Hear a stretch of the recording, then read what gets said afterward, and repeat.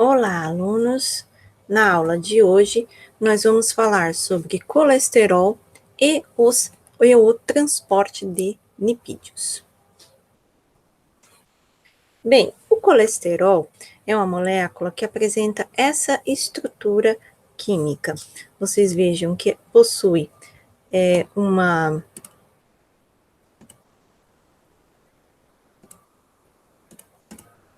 cabeça, né, polar, tá? Que é essa região onde a gente encontra a hidroxila, então isso apresenta uma polaridade, e temos depois um conjunto de 4 anéis, então é chamado de um composto tetracíclico, né?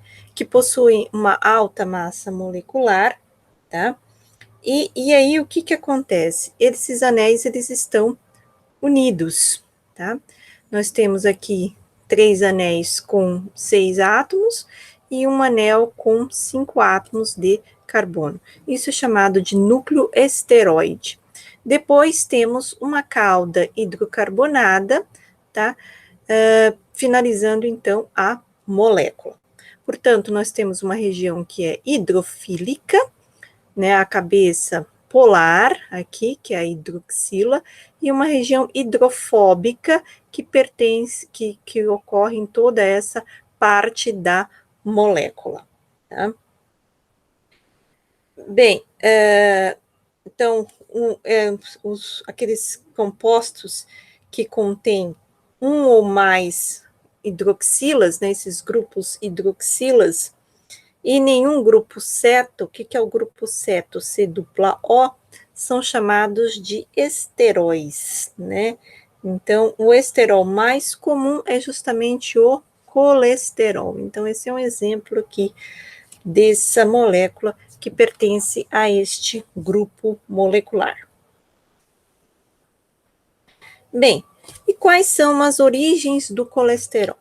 O colesterol, ele tem tanto origens endógenas quanto origens exógenas. As endógenas é no fígado. Por quê? É no fígado que ocorre a síntese de colesterol, tá?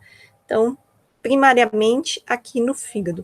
E também temos as origens exógenas, que são os alimentos que contêm colesterol. Então, nós temos duas fontes para a origem do colesterol.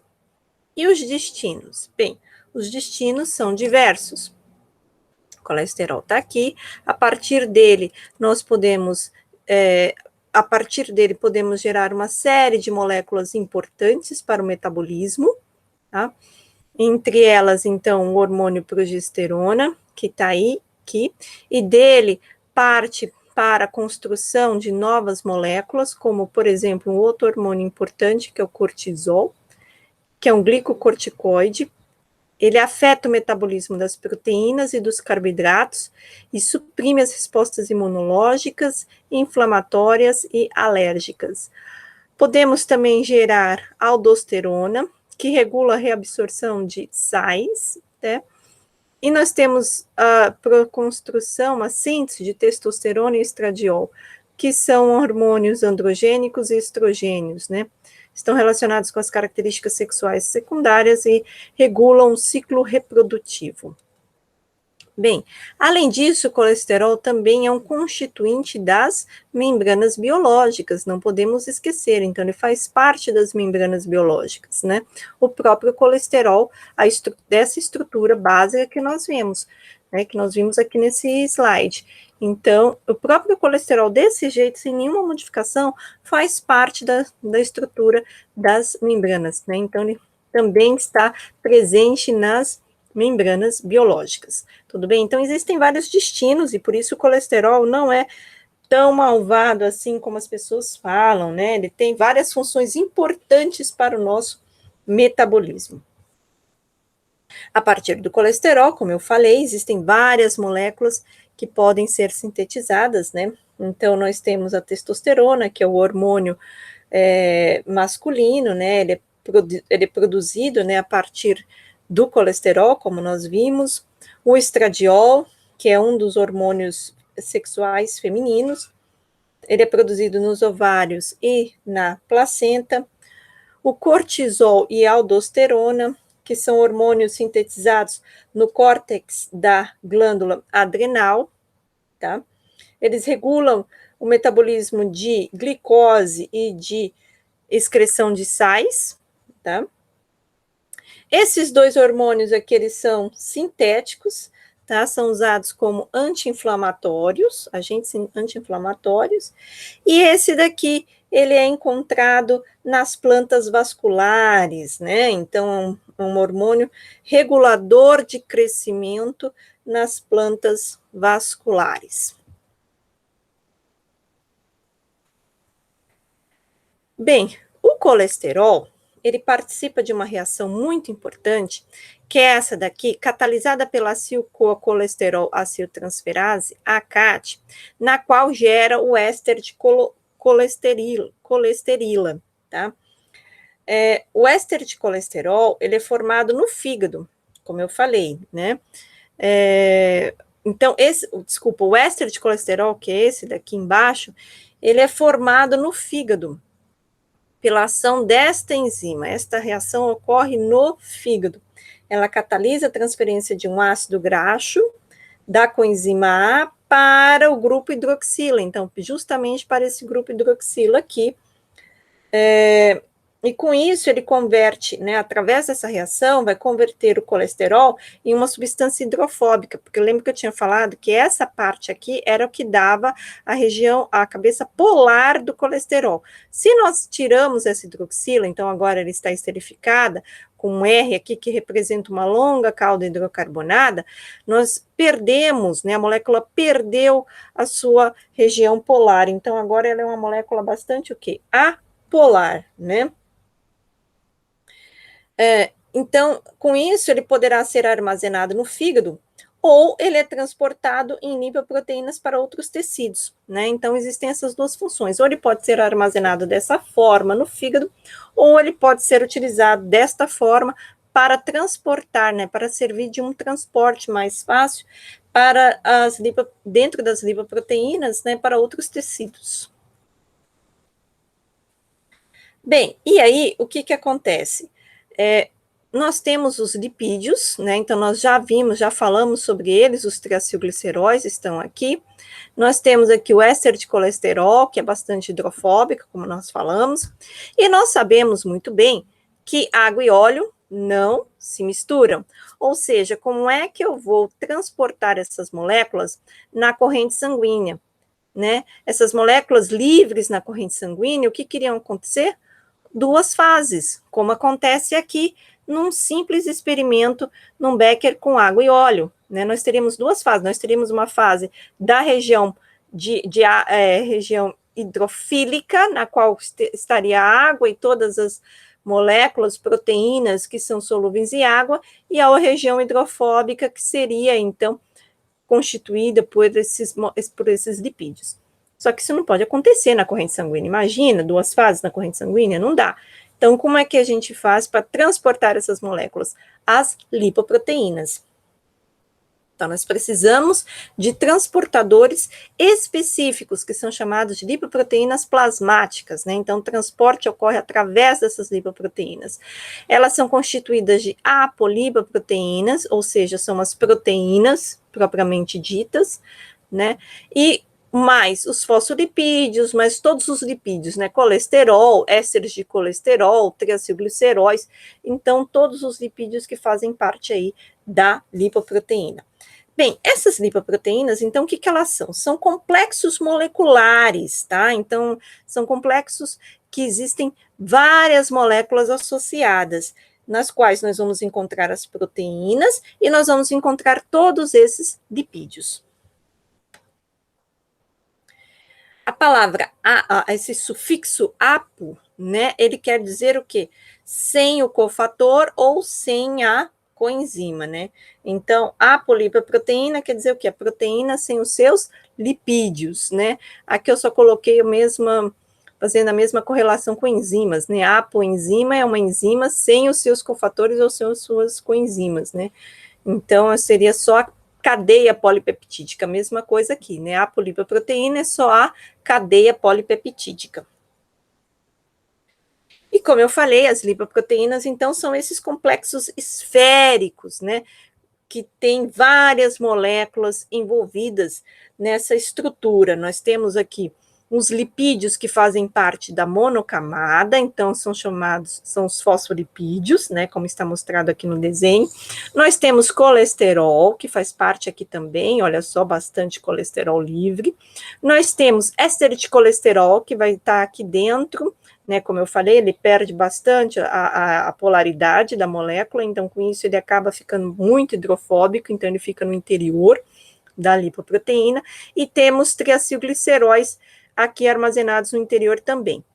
Além disso, vamos ter proteínas, como por exemplo aqui a ApoB100, que faz parte desta lipoproteína, tá? Então, cada lipoproteína, ela tem uma função específica, que vai determinar, que é determinada pelo seu lugar de síntese, a sua composição lipídica, o seu conteúdo, tá? Vai reagir com anticorpos específicos. Então, com isso, o que que acontece? Cada lipoproteína tem a sua função específica. A parte proteica, ela age como sinalizadora, tanto dirigindo as lipoproteínas para os tecidos específicos, como ativando enzimas que agem sobre elas, né? Então, essa tem uma função muito importante, que são essas lipoproteínas. Bem, aí, o que que acontece? Nós estamos mostrando nessa tabela as apolipoproteínas, veja que são várias, né, os peso molecular aqui, e onde elas estão associadas e as funções principais. Bem, nós vamos observar que a HDL, por exemplo, tem uma grande quantidade de apolipoproteínas, né? Então, tem a ApoA1, tem a ApoA2, tem a ApoA4, né? A HDL é muito rica nessas em proteínas, né? Já outras tem bem pouco, por exemplo, o LDL, vocês vão observar aqui que tem a ApoB100, tá? Então, cada lipoproteína tem um conteúdo específico de apolipoproteínas que vão auxiliar nas suas funções. Bem, nesse slide aqui é um exercício que vocês vão fazer preenchendo a tabela abaixo, as proteínas de cada lipoproteína, utilizando a tabela da figura anterior. Então, transcrevam essa tabela no caderno de vocês e aí retornem nesse slide, olhando, então, por exemplo, quilomicro, quais são as apolipoproteínas? Aí vocês vão escrever aqui. Aí volta aqui, quilomicro. Quilomicro tem a ApoA4. Tá? Quilomicron também tem a ApoB48, e assim vai. Então, vocês vão preencher todas as apolipoproteínas aqui, tá? Aguardem um minutinho para não ver a resposta, e depois que já tiverem tudo preenchido, aí vocês olham a resposta, que é essa daqui, tá? E vocês olham e vejam se conferiram com o resultado de vocês, tudo bem? Bem, próximo slide, então. A composição lipídica dessas lipoproteínas, a composição não só lipídica, né, mas de proteínas, é variável, né? Então, vocês observem aqui que os quilomicrons é o que tem a menor composição em termos de porcentagem de proteínas, apenas 2%, enquanto que o HDL tem 55% de sua composição só de proteínas, né? Então, a mais rica em proteínas é justamente o HDL. E nós temos aqui, por exemplo, triacilgliceróis, a mais rica em triacilgliceróis é justamente os quilomicrons, né? E vai diminuindo até chegar em HDL, que tem bem pouco de triacilglicerol. Então, quanto mais lipídio, né, a lipoproteína tem, mais leve ela é. Portanto, menor é a sua densidade. Por que isso, gente? Vamos voltar naquele slide que eu mostrei a figura. Olha só, óleo e água, né? O óleo, ele é menos denso, ele fica na parte de cima, tá vendo? Então, isso significa o quê? Que se eu tiver, a densidade é muito baixa, então isso significa que se eu tiver uma lipoproteína muito rica em lipídios, ela terá a menor densidade. E daí vieram os nomes dessas lipoproteínas, né? Vieram os nomes. Eu vou dar um outro exercício para vocês fazerem aí, que é esse daqui, tá? E aí a gente vai entender melhor os nomes dessas lipoproteínas. Faça a somatória dos conteúdos de ésteres de colesterol com triacilglicerol para cada lipoproteína abaixo.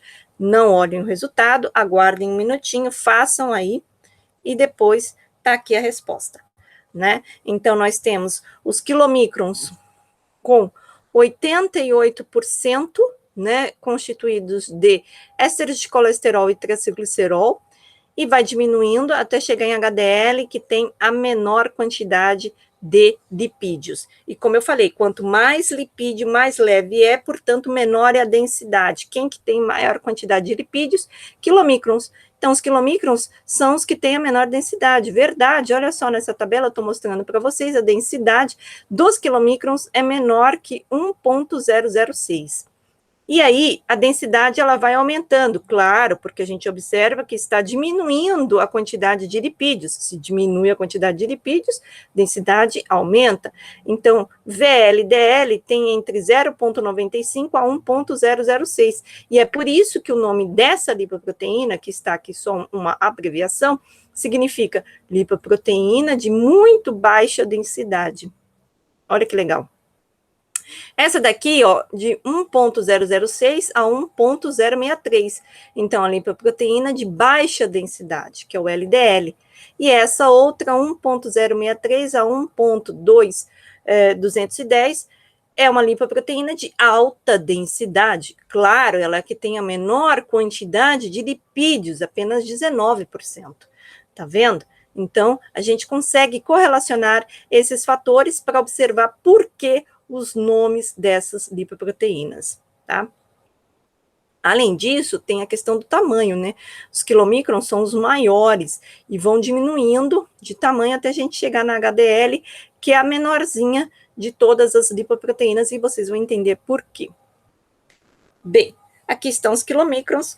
Os quilomicrons, então, ou também chamado de quilomicra, né? No plural, em alguns livros vocês podem encontrar o A, porque no latim, o plural é A, tá? Então, quilomicra ou quilomicrons contém a ApoB48, que vocês estão vendo aí, a ApoA4, né? A ApoB48 está aqui. ApoA4 e ApoE, né? Que não estão mostradas aqui nesse slide, mas ele contém. São as maiores e menos densas, contendo alta proporção de triacilgliceróis. São sintetizados no retículo endoplasmático das células epiteliais que recobrem a superfície interna do intestino delgado. A ApoB48, ela é exclusiva dos quilomicrons e é produzida no intestino. A ApoC2 ativa essa daqui, ativa a lipase lipoproteica, tá? Nos capilares dos tecidos do adiposo, músculos esqueléticos e cardíaco, glândula mamária em lactação, permitindo a liberação de ácidos graxos livres para esses tecidos. A vitamina E, gente, olha só, ela é carreada pelos quilomicrons, então tem uma função muito importante dos quilomicrons, tá? Ele ajuda a carrear também as vitaminas lipossolúveis, né? A mesma história, se são lipossolúveis, elas não podem ficar livres na corrente sanguínea, elas precisam ser transportadas, né? Então, aqui o quilomicron vai ter um papel muito importante para transportar as vitaminas lipossolúveis. Bem, os quilomicrons, então, eles transportam os ácidos graxos da dieta para os tecidos através da ação da lipase lipoproteica. Então, a pessoa consumir um sorvete, por exemplo, vai ter uma série de lipídios, obviamente, né? E esses lipídios, então, serão transportados pelos quilomicrons que vão até os tecidos e lá, pela ação da lipase lipoproteica, eles são liberados os ácidos graxos, né, para esses tecidos, tá certo? Bem, nesses tecidos, o que pode acontecer? Ou eles podem ser consumidos, ou eles podem ser armazenados, né? Então, podem ser armazenados esses lipídios aqui no tecido adiposo, tá? O remanescente do quilomicron, que vai ter, né, uma quantidade menor de triacilglicerol, porque afinal de contas ele liberou aqui no caminho, contém colesterol, tá? Vai ter colesterol. Isso daqui, esse remanescente, vai até o fígado. Lá existem os receptores que se ligam à ApoE e promovem a sua absorção por endocitose. no fígado, o quilomicron libera o colesterol e depois é degradado no lisossomo. Se a dieta contém uma grande quantidade de ácidos graxos, que é a quantidade necessária, eles são convertidos em triacilgliceróis no fígado e unido a lipoproteínas específicas, formando o VLDL, tá? Os carboidratos em excesso também são convertidos em triacilglicerol e viajam como VLDL. Aqui no lado, nós temos, então, um plasma sanguíneo em jejum e um plasma sanguíneo após a refeição. Vocês observem que aqui existe uma aparência leitosa, né? Essa aparência leitosa é justamente devido aos quilomicrons que estão carregando os lipídios, tá? Então, por isso, essa aparência leitosa aí no plasma após a refeição. Então, novamente, né, aqui está passando os quilomicrons ou quilomicra, veja que nesse slide aqui eu peguei de um livro que ele considera o A como plural, né, então quilomicra. Passou pelos capilares, o que vai acontecer? Ele tem um conteúdo reduzido de triacilglicerol, mas ainda contém bastante colesterol, tá? E aí ele vai até o fígado, e lá no fígado, então, existem esses receptores, né, que vão promover a absorção por endocitose, o quilomicron vai liberar o colesterol, e aí o que vai acontecer? Esses remanescentes, né, de colesterol e triacilgliceróis podem ser unidos nessas lipoproteínas, na VLDL, viajam de novo na corrente sanguínea.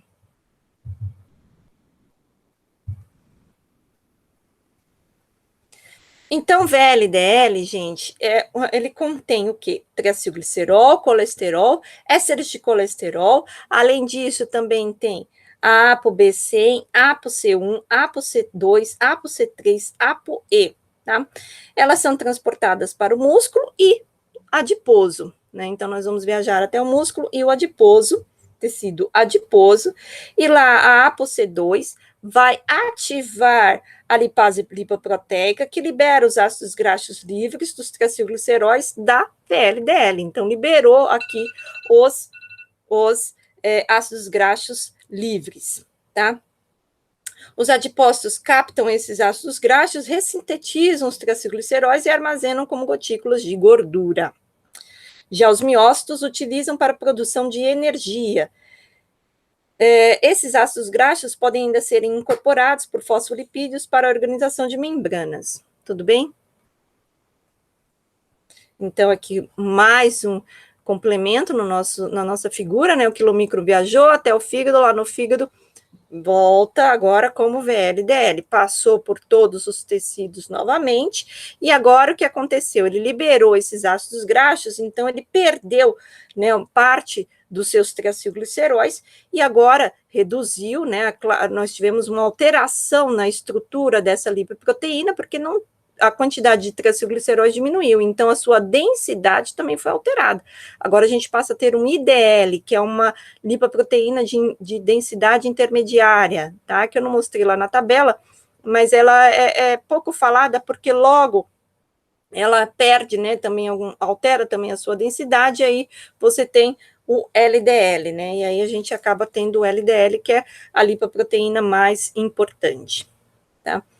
A VLDL, então, cadê a VLDL? Tá, aqui passou nos tecidos, né? E aí o que acontece? Ela vai ser convertida em IDL, vai perder algumas proteínas também, e aí nós vamos ter a LDL. Tá aqui a LDL. A LDL ela é rica em colesterol, né?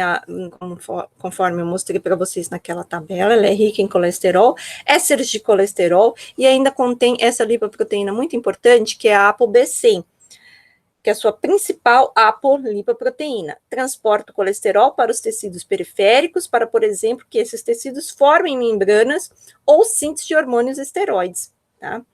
A ApoB100 ela é sintetizada nos hepatócitos.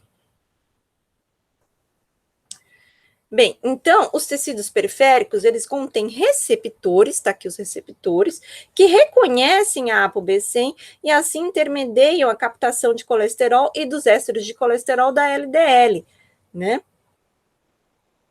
É claro que se houver deficiência de receptores de LDL, vai causar uma elevação dos níveis plasmáticos de LDL, que é a aterosclerose, né? Causa uma doença que é chamada de aterosclerose, tá?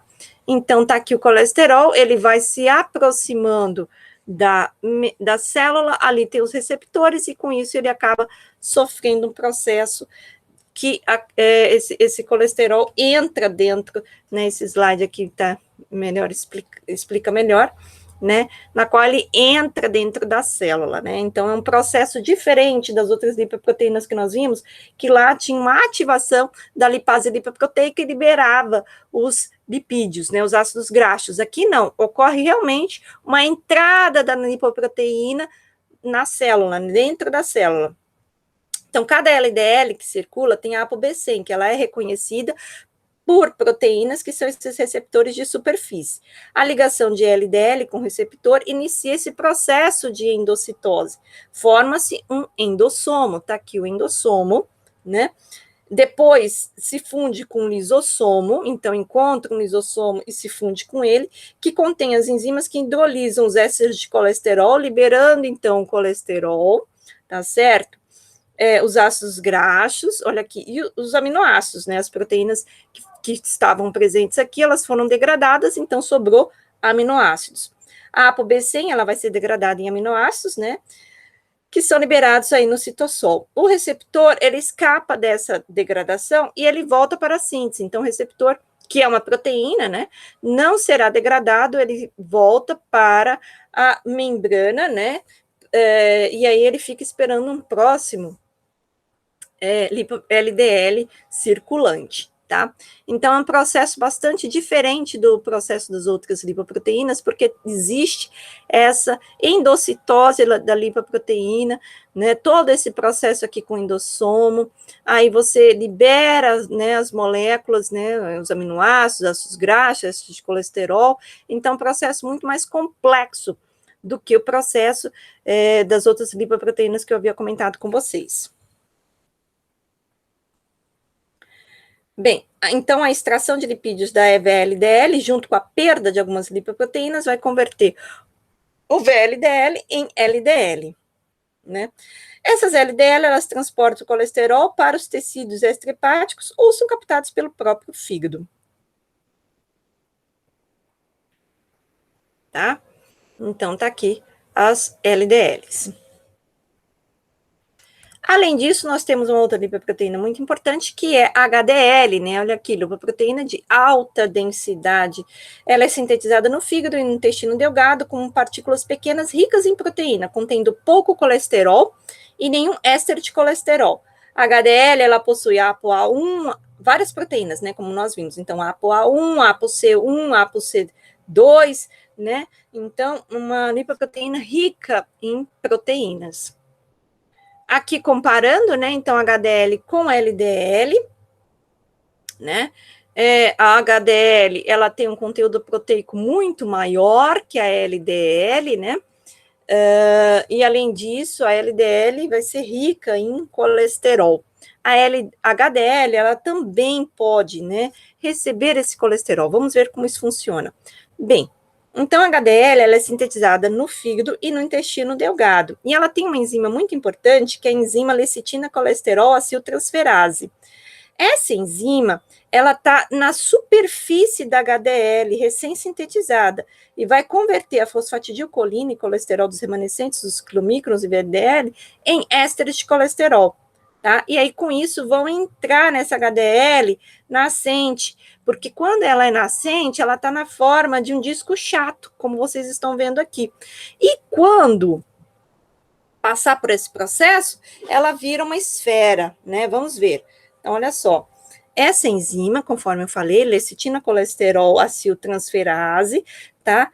Ela é estimulada pela ApoA1, e essa enzima, ela vai converter a fosfatidilcolina, né, que é a lecitina e os colesterol dos remanescentes dos quilomicros e VLDL, em ésteres de colesterol, tá? Os quais vão entrar no interior dessa HDL, e aí, com isso, ela deixa de ser um disco chato para virar uma esfera. Então, tá aqui VLDL e quilomicra. Olha só o que eu falei, ela recebeu todos esses lipídios que vieram das outras lipoproteínas, e aí, através da ação dessa enzima, formou, então, ésteres de colesterol que ficaram na HDL madura. Então, ela deixou de ser um disco chato para ser uma esfera, né? Agora, ela é uma esfera. Bem, essa HDL nascente, ela também pode captar colesterol de células extrahepáticas ricas em colesterol, né? Inclusive de macrófagos, tá? HDL madura, o que vai acontecer com ela? Ela vai para o fígado, onde esse colesterol é descarregado e parte dele convertido em sais biliares. Então, tá aqui. O HDL vai para o fígado, lá é excretado na bile como colesterol, ou após a conversão em sais biliares. Então, com isso, tem aquela historinha, né, o HDL é o colesterol bom, o LDL é o colesterol ruim, né, que a gente ouve falar, que as pessoas falam sobre isso. Na verdade, não é colesterol, é uma lipoproteína, né, de alta densidade, que é o HDL, e o LDL é uma lipoproteína de baixa densidade. O HDL, ele faz essa limpeza, né, entre aspas, como eu falei para vocês, porque eles vão retirando esses lipídios, né, era uma lipoproteína de uma forma um disco chato, né? E aí vai retirando esses lipídios, o que acontece? Ela enche e vira uma esfera. Depois ela leva isso para o fígado, lá é excretado na bile como colesterol ou conversão em sais biliares. Né? Então tem um papel muito bom o colesterol, o HDL, tá? Então, o HDL é como se ele estivesse fazendo realmente essa limpeza, tá? Enquanto que o LDL faz a sujeirinha, né? Então, HDL sem os lipídios circula na corrente sanguínea para extrair lipídios dos remanescentes, né, de outras lipoproteínas. Transporte reverso do colesterol, HDL também capta o colesterol estocado nos tecidos extrahepáticos, tá? E transporta para o fígado. É o chamado transporte reverso de colesterol. Lá o colesterol vai ser convertido em sais biliares. Então, veja o papel importante que a HDL tem no nosso organismo, tá? Então, era isso que eu queria falar na aula de hoje. Tchau, pessoal, tudo de bom.